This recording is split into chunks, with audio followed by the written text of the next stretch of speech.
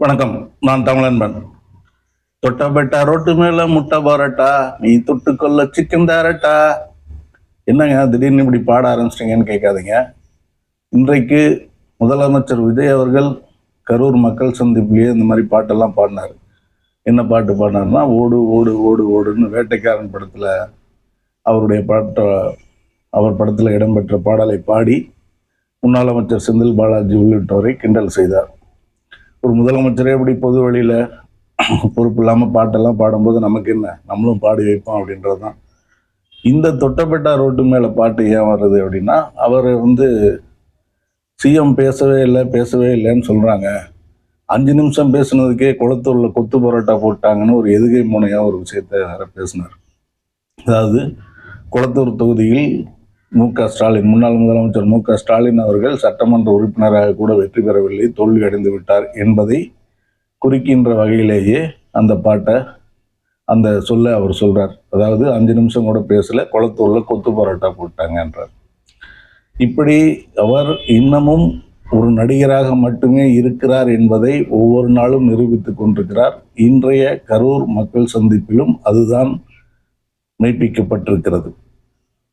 அவர் இன்னமும் ஒரு அரசியல் தலைவராக, அதை தாண்டி ஒரு மாநிலத்தின் முதலமைச்சராக ஆகிவிட்டோம் என்கிற எண்ணம் அவர் மனதிலே இன்னும் முழுமையாக சென்று சேரவில்லை. அவர் இன்னமும் தன்னை ஒரு நடிகராகவே நினைத்துக் கொண்டிருக்கிறார். ஒரு நடிகர் போலவே வசனங்கள் பேசுகிறார், நடிகர் போலவே எழுதி கொடுப்பதை மட்டும் பேசுகிறார்.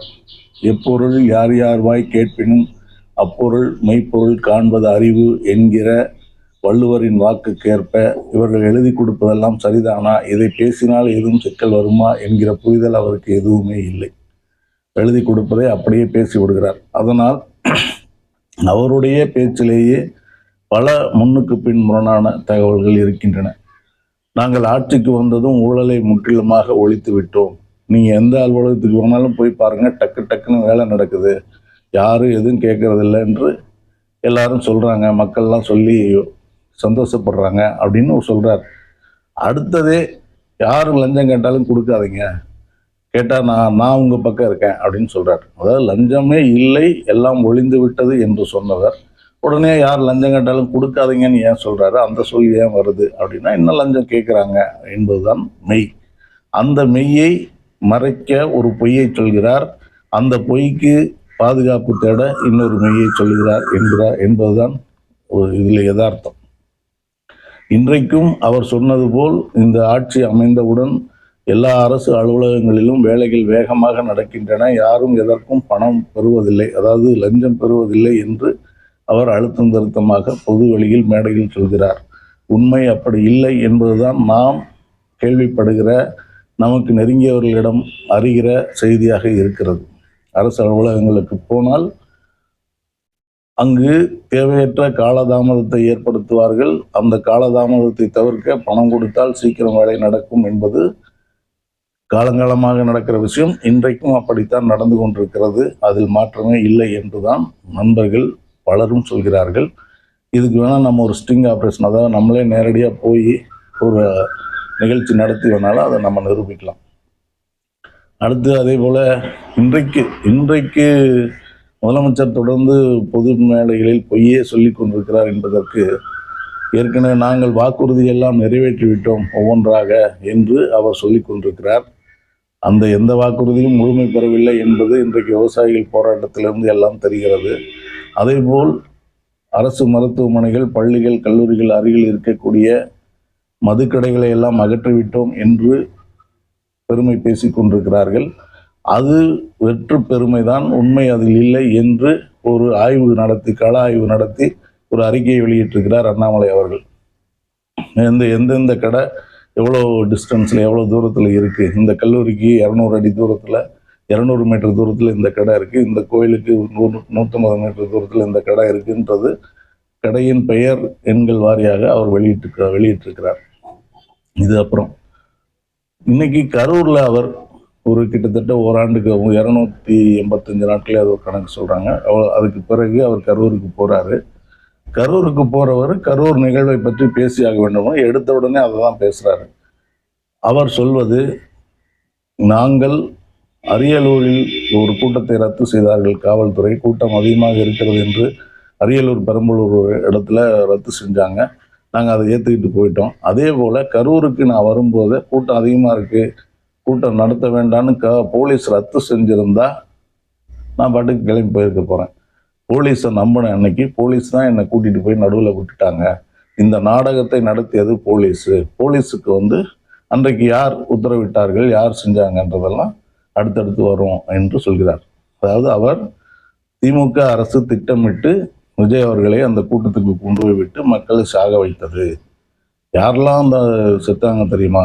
பிஞ்சு குழந்தைகள் செத்தாங்க. விஜய் மாமா டிவியில் என்ன பார்த்தா விஜய் மாமான்னு சொல்கிற குழந்தைங்க செத்தாங்க, கடவுள் மாதிரியானவங்க செத்தாங்கன்றலாம் உருக்கமாக பேசுகிறார்.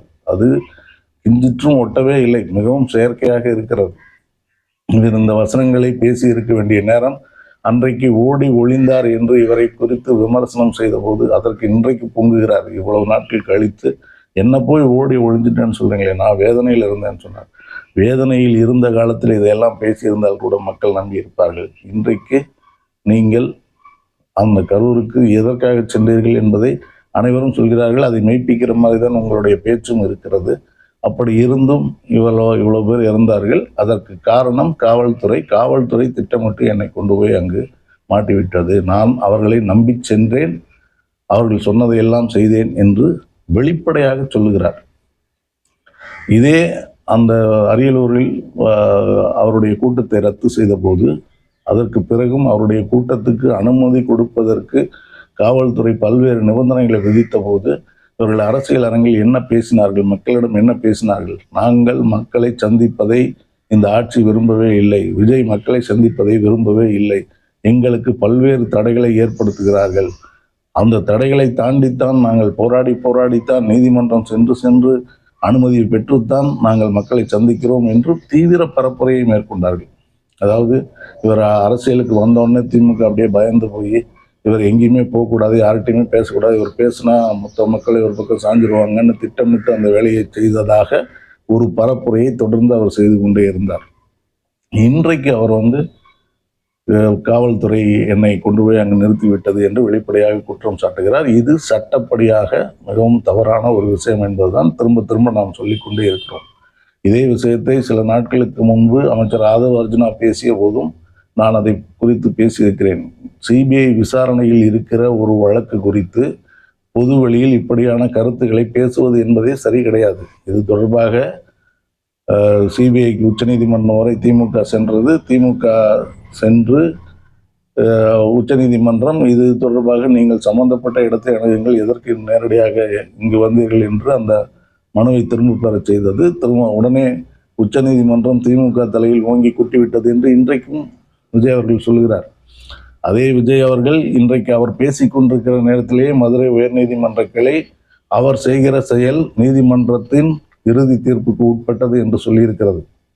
அதாவது கரூர் நிகழ்வில் பாதிக்கப்பட்டவருக்கு அரசு வேலை என்கிற அவருடைய முடிவுக்கு எதிரான வழக்கில் இதற்கான நடைமுறைகள் ஏற்கனவே இருக்கின்றனவா என்கிற பல்வேறு கேள்விகளை கேட்டுவிட்டு பணி வழங்கலாம், இன்றைக்கு நடக்கிற நிகழ்ச்சி நடக்கட்டும், பணி வழங்கட்டும், ஆனால் அது தற்காலிக பணியாகத்தான் இருக்கும், நீதிமன்றத்தின் இறுதி தீர்ப்புக்கு உட்பட்டது என்று விஜய் அவர்கள் இங்கு பேசிக்கொண்டிருக்கும் போதே அங்கு நீதிமன்றத்தில் அப்படி வருகிறது. அதனால் நீதிமன்றத்தில் இப்படி வருவது உடனே அது ஒரு திமுகவுக்கு ஒரு பேரிடி என்பது போல் அவர் ஒரு சித்தரிப்பை உருவாக்குகிறார். ஆனால் அன்றைக்கும் உச்சநீதிமன்றம் நீங்கள் இந்த வழக்கு விசாரணையை நடத்தி கொண்டிருக்கிற சிபிஐயிடம் மனு செய்யுங்கள், அதற்கு கண்காணிப்பாளராக இருக்கிற நீதிபதியிடம் முறையிடுங்கள் என்று சொல்லியிருக்கிறார்கள். திமுகவும் அதை செய்திருக்கிறது. இப்பொழுது சிபிஐ என்ன நடவடிக்கை எடுக்கப் போகிறது? வழக்கு விசாரணையில் விஜய் அவர்களை கூப்பிட்டே பல்வேறு வாக்குமூலங்களை அவர்கள் பெற்றிருக்கிறார்கள். அங்கு அவர்கள் என்ன சொன்னார்கள், பொதுவெளியில் என்ன பேசுகிறார்கள் என்பதெல்லாம் சிபிஐக்கு மட்டும் தெரிந்த விஷயம். அவர்கள் இப்பொழுது இந்த விஷயத்தில் என்ன சொல்லப் போகிறார்கள்? அதாவது இவர்கள் கொடுத்த வாக்குமூலம் குறித்து இதையே வாக்குமூலமாக கொடுத்திருந்தால் கூட அதை பொதுவெளியில் அவர்கள் பேசுவதற்கான உரிமை இருக்கிறதா என்றால் இல்லை என்றுதான் சட்ட வல்லுநர்கள் சொல்கிறார்கள். ஆனால் இவர்கள் திரும்ப பேசி ஒரு கருத்துருவாக்கத்தை ஏற்படுத்தி கொண்டே இருக்கிறார்கள். அதற்கு காரணம் இந்த சட்டமெல்லாம் நம்மை ஒன்றும் செய்யாது, மக்களிடம் நாம் எதையாவது சொல்லி நற்பெயரை வாங்கியாக வேண்டும் என்கிற வேகம்தான் காரணம். அந்த சிபிஐயில் வழக்கு சிபிஐ இன்னும் சொல்லப்போனால் இப்பொழுது ஒன்றிய அரசுக்கு மிகவும் சாதகமான ஆட்சியாக தமிழ்நாடு ஆட்சி இருக்கிறது. எடப்பாடி பழனிசாமி அவர்கள் ஆட்சியில் இருந்தபோது இருந்ததை விட மிக எளிமையாக விஜய் அவர்களை கையாள முடிகிறது. நாம் நீட்டுகிற இடத்திலெல்லாம் அவர் கையெழுத்து போடுகிறார். எனவே இந்த ஆட்சியை நாம் பாதுகாக்க வேண்டும் என்கிற மனநிலையில் ஒன்றிய பாஜக அரசு இருப்பதாக இப்பொழுதே சொல்லிக் கொண்டிருக்கிறார்கள். அவர்கள் சொல்வதைப் போலவே இவர்களும் அவர்கள் நீட்டுகிற இடத்திலெல்லாம் கையெழுத்து போட்டுக் கொண்டிருக்கிறார்கள். இதுவரை 50 நாட்களில் 5 ஒரு கொடிய திட்டங்களுக்கு, ஒன்றிய அரசின் திட்டங்களுக்கு ஒப்புக்கொண்டு கையெழுத்திட்டிருக்கிறது தமிழ்நாடு அரசு. துணைவேந்தர் அண்மையில் கடைசியாக நடந்தது துணைவேந்தர்கள் நியமனம் தொடர்பாக பெரிய சட்ட போராட்டம் நடத்தி முதலமைச்சர் தான் ஒரு பல்கலைக்கழகத்தின் துணைவேந்தர் பொறுப்புக்கு தகுதியானவர் என்று போராட்டம் நடத்தி ஒரு அரசாங்கம் வைத்திருந்தது, கடந்த திமுக அரசாங்கம் வைத்திருந்ததை உடைத்து ஒன்றிய அரசின் கையிலேயே மீண்டும் அந்த அதிகாரத்தை கொடுக்கிற போது யுஜிசி உறுப்பினரை அந்த தேர்வுக்குழுவில் சேர்க்கலாம் என்கிற ஆணையை காங்கிரஸை சேர்ந்த அமைச்சரை வெளியிட்டிருக்கிறார். இவர்கள் பாஜகவை எதிர்க்கிற லட்சணம் இப்படித்தானே இருக்கிறது. ஏற்கனவே இருந்ததையே, அதாவது இவர்கள் புதிதாக எதிர்க்க வேண்டாம், எதிர்த்து நிலைநாட்டிய ஒரு விஷயத்தையும் கூட நீர்த்து போக செய்கிறார்கள் காங்கிரசுக்காரர்கள். நாம் என்ன சொல்வது என்று தெரியவில்லை. இப்படி நடந்து கொண்டு இந்த நிகழ்ச்சி, அதாவது பாஜக நம் கையில் இருக்கிறது என்கிற தெம்பில் அவர் பொதுவெளியில் இதை பேசிக் கொண்டிருக்கிறார் என்று வருகிற விமர்சனங்கள் உண்மைதான் என்று எண்ண தோணுகிறது. அதே போல இந்த பொதுவாகவே விஜய் அவர்கள் தேர்தல் பரப்புரையிலிருந்து இப்பொழுது வரை திமுக தவேக 2 கட்சிகள் தான் தமிழ்நாட்டில் இருக்கின்றன. திமுகவுக்கும் தவேகாவுக்கும் தான் போட்டி என்பது போன்ற சித்திரத்தையே தொடர்ந்து வரைந்து வந்தார். இன்றைக்கு அவர் அதிமுக குறித்தும் பேசியிருக்கிறார். திமுகவும் அதிமுகவும் வெவ்வேறு அல்ல, 2ம் கூட்டு களவாணிகள். அவர் திமுக அதிமுக என்று நாகரிகமாக சொல்ல மாட்டார். அவர் திமுகவை தீய சக்தி என்றும் அதிமுகவை தீர்ந்து போன சக்தி என்றும் சொல்லிக் கொண்டிருக்கிறார். இதுவரை தீர்ந்து போன சக்தி என்று கூட அவர் அதிமுக குறித்து எதுவும் பேசியதில்லை. இப்பொழுது இன்றைக்கு பேசியிருக்கிறார். ஒரு இடத்துக்கு 2 இடங்களில் தீய சக்தியும் தீர்ந்து போன சக்தியும் இணைந்து இருவரும் கூட்டு களவாணிகள் என்று சொல்லியிருக்கிறார். அதேபோல் ஏற்கனவே தமிழ்நாட்டில் லஞ்சம் ஊழலில் தளித்தவர்கள் அவர்கள். லஞ்சம் வாங்குவது இதையெல்லாம் 2 கட்சிகளும் சேர்ந்தே செய்தன. இதுவரை திமுகவை மட்டும் பேசிக்கொண்டிருந்த அவர் இப்பொழுது திமுக அதிமுக 2 கட்சிகளும் சேர்ந்துமே லஞ்ச ஊழலை வளர்த்து கொண்டிருந்தன, அவர்கள் அதில்தான் செல்வ செழிப்பாக இருந்தார்கள் என்றெல்லாம் பேசியிருக்கிறார். அப்படி பேசியவருக்கு உடனே அதே கட்சியில் இருப்பவர்களை நீங்கள் சேர்த்து விட்டீர்களே என்கிற கேள்வியெல்லாம் நினைவுக்கு வந்திருக்கும் போல இருக்கிறது. உடனே நம்மை பார்த்து சோபா மாடல் என்கிறார்கள், வாஷிங் மிஷின் என்கிறார்கள் என்றெல்லாம் அவரே ஒரு சுய பரிதாபத்தை தேடிக்கொண்டு நீங்கள் தான் வெண்டிங் மிஷின் என்று அதற்கு ஒரு கவுண்டரையும் கொடுத்து விட்டு போகிறார். இதுவரை தமிழ்நாட்டு அரசியலில் திமுகவும் தவேகாவும் மட்டும்தான் இருக்கிறது என்பது போன்ற சித்திரத்தை வரைந்து கொண்டிருந்த அவர் இம்முறை அதிமுக குறித்தும் பேச வேண்டிய கட்டாயத்துக்கு ஆளாகி இருக்கிறார். ஏனெனில் அவருக்கு முன்பு, அவர் பேசுவதற்கு முன்பு பேசிய திரு எம்.ஆர். விஜயபாஸ்கர் அதிமுகவிலிருந்து அண்மையில் தான் அங்கே சேர்ந்திருக்கிறார். அதிமுகவின் அமைச்சராக கூட அவர் இருந்தவர். இன்னும் சொல்ல போனால் கடந்த சட்டமன்ற தேர்தலில், அதாவது விஜய் பரப்புரை செய்த விஜய் அலை வீசியது என்று சொல்லுகின்ற சட்டமன்ற தேர்தலில் கரூரில் வெற்றி பெற்றவர் எம்.ஆர். பாஸ்கர் அதிமுக சார்பில். அங்கு தவேக தோல்வி அடைந்தது, அதிமுக தான் வெற்றி பெற்றது. இவர் குளத்தூரில் 5 நிமிடம் பேசியதற்கு ஸ்டாலின் தோல்வி அடைந்து விட்டார். இங்கு பல நிமிடம் பேசி பாட்டலுக்கு 10 ரூபாய் என்று பாட்டெல்லாம் பாடினார். ஆனால் இங்கு அவர் கட்சி தான் தோல்வி அடைந்தது. இன்றைய நிகழ்ச்சியில் இதுபோன்று, அதாவது நாட்டில் லஞ்ச ஊழல் ஒழிந்து விட்டது என்று ஒரு பொய்யை சொன்னார், அது இல்லை என்றாகிறது. அதேபோல் கரூர் நிகழ்வில் காவல்துறை தான் அதற்கு காரணம், காவல்துறையை அன்றைய திமுக அரசு இயக்கியது, அவர்கள்தான் காரணம் என்று சொன்னார். 2வது, கரூர் கம்பெனி ஓனர் என்று செந்தில் பாலாஜி அவர்களை கிண்டல் செய்து அவர் ஓடிவிட்டார், ஓடு என்று ஓடினார், எங்கு ஓடினார் என்று தெரியவில்லை என்று அவரை பற்றி கிண்டல். இன்னொருவர் ஃபாரின் போய் ஒளிந்து கொண்டார் என்று சொல்லி அவர் இன்றைக்கு திமுக தலைவர் மு.க. ஸ்டாலின் அவர்கள் அங்கு போயிருக்கிறாரே, அவரை சொல்லிவிட்டோமோ என்று மக்கள் நினைத்துக் கொள்ளக்கூடாது என்பதற்காக இன்னொருவர் என்று சொல்கிறார். அதாவது முன்னாள் அமைச்சர் ஏவா வேலு அவர்கள் சிகிச்சைக்காக சிங்கப்பூர் சென்றிருக்கிறார், சிங்கப்பூர் மருத்துவமனையில் இருக்கிறார் என்று தகவல்கள் வந்து கொண்டிருக்கின்றன. ஏவா வேலு அவர்கள்தான் தப்பித்து சிங்கப்பூர் ஓடிவிட்டார் என்பது போல் இவர் பேசியிருக்கிறார். அதேபோல் சட்டமன்றத்திலும் என்னை பேசு பேசு என்கிறார்கள், நான் பேசியவுடன் ஓடிவிடுகிறார்கள் என்றும் சொல்லியிருக்கிறார். அடுத்த முறை நான் பேசும் பொழுது மாண்புமிகு பேரவைத் தலைவர்களை கதவை எல்லாம் இழுத்து பூட்டுங்கள் என்று சொல்லிவிட்டு தான் பேசவே ஆரம்பிக்க வேண்டும் போல் இருக்கிறது என்றெல்லாம் சொல்லியிருக்கிறார். அதாவது வெகுமக்கள் பார்வையில் ஒரு கதாநாயகன் பேசும் வசனங்களைப் போல பேசி கைதட்டல் வாங்குவதற்கான முயற்சிகளைத்தான் அவர் எடுத்திருக்கிறார். ஒரு சட்டமன்றத்தில் ஆளும் கட்சியின் தவறுகளை, ஆளும் கட்சி செய்கிற தவறுகளை, பேசுகிற விஷயங்களில் உள்ள தவறுகளை சுட்டிக்காட்ட எதிர்க்கட்சியினருக்கு உள்ள உரிமை வெளிநடப்பு என்பது நீங்கள் சரியில்லை என்பதை சுட்டிக்காட்டுவதற்கான ஒரு செயல், சட்டப்பூர்வமான செயல். எல்லா அரசாங்கங்களும் மக்களும் அரசியல் சட்டமும் அங்கீகரித்த ஒரு செயல். அதை இவர் ஏளனம் செய்கிறார். ஓடிவிட்டார்கள், வெளிநடப்பு என்பதை ஓடிவிட்டார்கள் என்று சொல்கிறார். இன்னமும் அவர் அரசியல் புரிதல் இல்லாமல் இருக்கிறார், ஒரு திரைப்பட நடிகராகவே இருக்கிறார் என்பதற்கு இவையெல்லாம் சான்றுகள். அதே போல கரூர் நிகழ்வு குறித்து சிபிஐ விசாரணை நடக்கின்ற போது அந்த வழக்கு விசாரணை பாதிக்கின்ற வகையில் அமைச்சர், இவருடைய அமைச்சரவையில் இருந்து ஆதவ அர்ஜுனா பேசியதே குற்றம் என்று இருக்கும்போது இன்றைக்கும் அதே குற்றத்தை இவரும் செய்திருக்கிறார். அதற்கடுத்து அதாவது நாங்கள் வாக்குறுதிகளை நிறைவேற்றிவிட்டோம் என்று ஒரு தவறான தகவலை சொல்லியிருக்கிறார். விரைவில் ஒரு வாக்குறுதியை நிறைவேற்றப் போவதாகவும் அறிவித்திருக்கிறார். அதெல்லாம் ஒரு பக்கம். இன்றைக்கு இவ்வளவு நாட்கள் கழித்து இவர் கரூருக்கு செல்ல வேண்டிய அவசியம் என்ன என்கிற கேள்வி ஒரு பக்கம் இருக்கிறது. அந்த கேள்விக்கு அந்த பாதிக்கப்பட்ட மக்களுக்கு அரசு வேலை என்கிற இவருடைய திட்டம் என்பது அந்த மக்களை விலைக்கு வாங்குவது போல். ஏனெனில் பாதிக்கப்பட்ட மக்கள் சாட்சிகளாகவும் இருக்கிறார்கள். அந்த வழக்கு விசாரணை என்று வரும்பொழுது அவர்கள் சாட்சி சொல்லியாக வேண்டும். நீதிமன்றத்திற்கு இன்றைக்கு சிபிஐ விசாரணையில் பதிலளித்திருக்கிறார்கள். நாளைக்கு அந்த வழக்கு நீதிமன்றத்திற்கு வரும்போது நீதிமன்றத்தில் நாங்கள் இவ்வளவு நேரம் காத்திருந்தோம், இவர் வருவதற்கு தாமதமானது, அதனால் இப்படி நடந்தது என்று அவர்கள் சாட்சி சொல்லியாக வேண்டும்.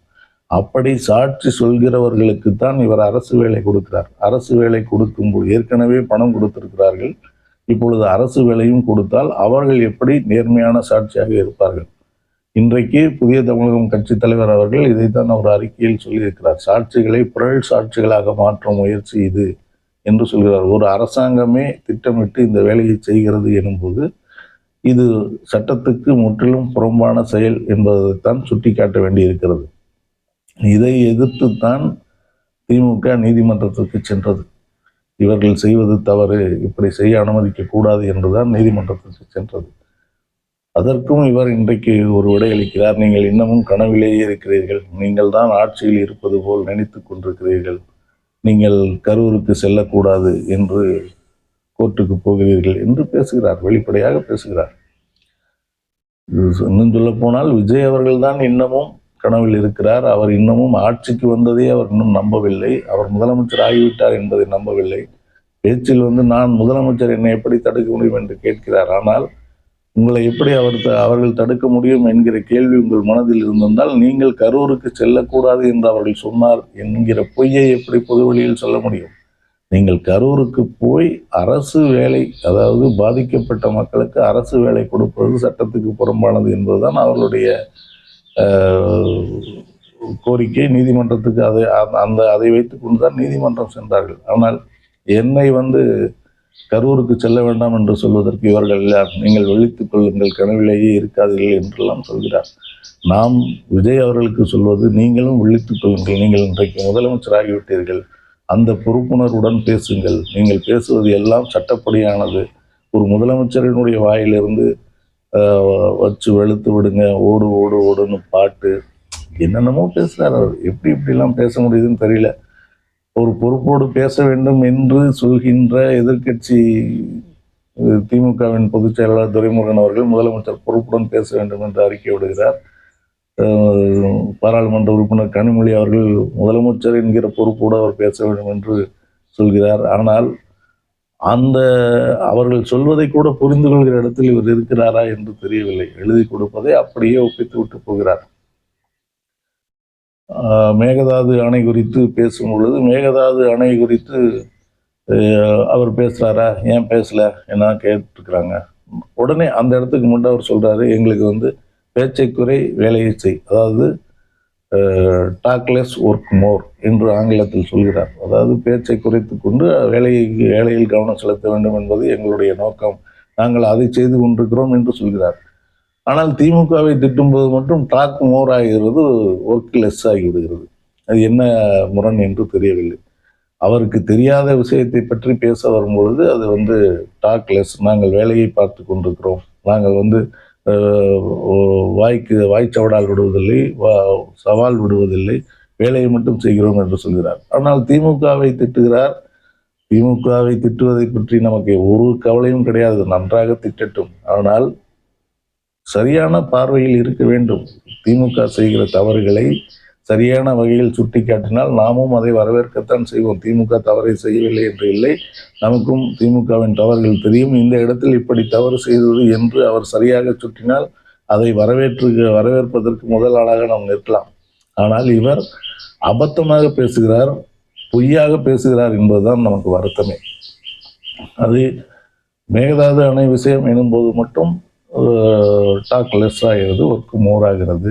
ஆனால் திமுக எனும் பொழுது டாக் மோர் ஆகிறது, ஒர்க் லெஸ் ஆகிறது என்பதுதான் அவருடைய முரண். அவர் முன்னுக்கு பின் முரணாக பேசுகிறார் என்பதில் இதுவும் ஒன்று.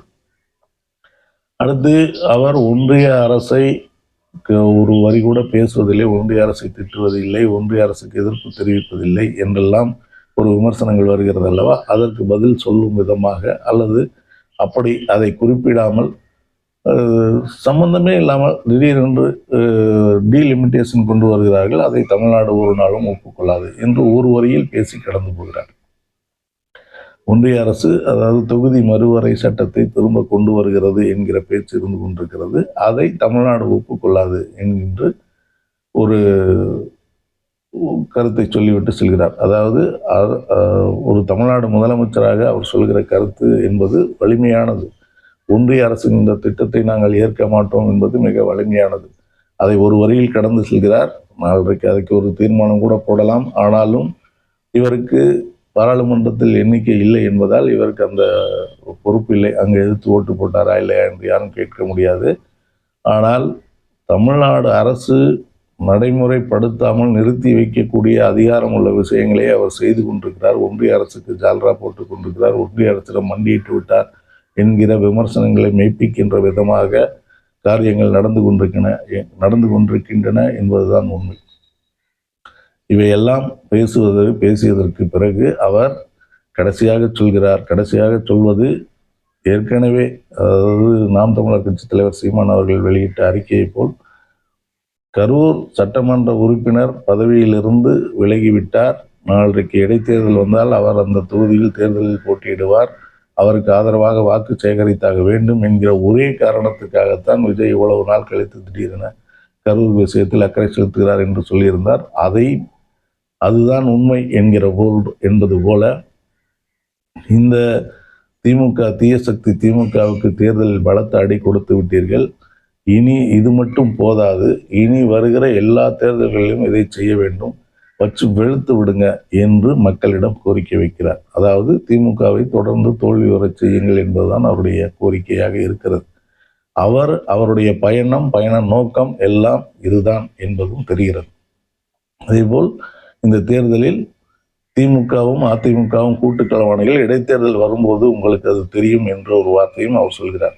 அதற்கு காரணம், இந்த இடைத்தேர்தலில் 7 தொகுதிகளில் இதுவரை 7 தொகுதிகள், இனி எத்தனை ஆகும் என்று தெரியவில்லை, போக போகத்தான் அது தெரியும். இந்த 7 தொகுதிகளில் ஒரு தொகுதியான அம்பாசமுத்திரம் தொகுதியில் சீமான் அவர்கள் போட்டியிடவிருக்கிறார். சீமான் அவர்களுக்கு திமுகவும் அதிமுகவும் ஆதரவளிக்கப் போகிறது என்றொரு உறுதிப்படுத்தாத தகவல் உழவி கொண்டிருக்கிறது. அந்த ஒரு முதலமைச்சர் நம்பிக்கொண்டு பேசுகிறார். இவர்கள் கூட்டு களவாணிகள், இடைத்தேர்தல் வரும்போது அது தெரியும் என்று சொல்கிறார். சீமான் சட்டமன்றத்துக்குள் வந்துவிடக் கூடாது என்ற பயம் இவருக்கு நிறைய இருக்கிறது, மனம் நிறைய இருக்கிறது என்று சொல்கிறார்கள். அதை உறுதிப்படுத்துகிற மாதிரி தான். ஏனெனில் இந்த இந்த இந்த சொல்லை அவர் சொல்லியிருக்கிறார், இவர்கள் கூட்டு களவாணிகள் இடைத்தேர்தல் வரும்பொழுது தெரியும் என்று. ஏனெனில் இதுவரை இந்த ஒரு விஷயத்தை தவிர மீதி எந்த இடத்திலும் திமுகவும் அதிமுகவும் இணைந்து செயல்பட போகிறது என்கிற பேச்சு வரவே இல்லை. இணைந்து ஆட்சி அமைக்கப் போகிறார்கள் என்கிற கருத்தை அரசியல் காரணங்களுக்காக திரும்ப திரும்ப சொல்கிறார்கள். அதற்கு அவர்கள் விடை சொல்லியிருக்கிறார்கள். அதெல்லாம் ஒரு அரசியல். இப்பொழுது இடைத்தேர்தலை பொறுத்தவரை திமுகவும் அதிமுகவும் இணைந்து செயல்பட போகிறார்கள் என்கிறது அந்த சீமான் விஷயத்தில் மட்டும் உலவிக் கொண்டிருக்கிற ஒரு தகவலாக இருக்கிறது. அது இன்னும் உறுதிப்படுத்தப்படவில்லை யாராலும். திமுக தரப்பிலோ அதிமுக தரப்பிலோ சீமான் தரப்பிலோ உறுதிப்படுத்தப்படாத ஒரு தகவல் தான்.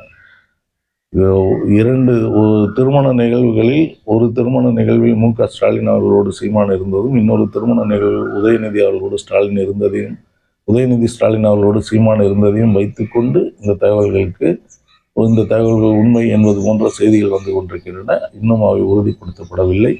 ஆனால் விஜய் அவர்கள் அதை நம்பிக்கொண்டு திமுகவும் அதிமுகவும் கூட்டு சேர்ந்து செயல்படுகின்றன என்று சொல்லியிருக்கிறார். இன்றைக்கு அவருடைய பயணம் முழுக்க முழுக்க இடைத்தேர்தலுக்கான ஒரு பரப்புரை போல்தான் இருக்கிறது. பரப்புரைக்கான முன்னோட்டம் தான். இந்த இடைத்தேர்தலில் வென்றால்தான் நம்ம ஆட்சி நீடிக்கும் என்பது அவருக்கும் தெரிந்த உண்மை. அந்த பயத்தில், பதட்டத்தில் தான் அவர் அங்கு போய் பரவரவென்று பேசிவிட்டு வந்திருக்கிறார் என்கிற அவர் பேச்சுக்கு பின்னான விமர்சனங்கள் அத்தனையும் அப்படியே உண்மையாகத்தான் இருக்கின்றன. விஜய் அவர்கள் விழித்துக் கொள்ளுங்கள், நீங்கள் முதலமைச்சராகிவிட்டீர்கள், அந்த பொறுப்புடன் பேசுங்கள், பொறுப்புடன் குற்றச்சாட்டுகளை வையுங்கள், நீங்கள் நடவடிக்கை எடுக்கிற இடத்தில் இருக்கிறீர்கள், நடவடிக்கை எடுங்கள் என்கிற கோரிக்கையை வைத்து விடைபெறுகிறேன். நன்றி, வணக்கம்.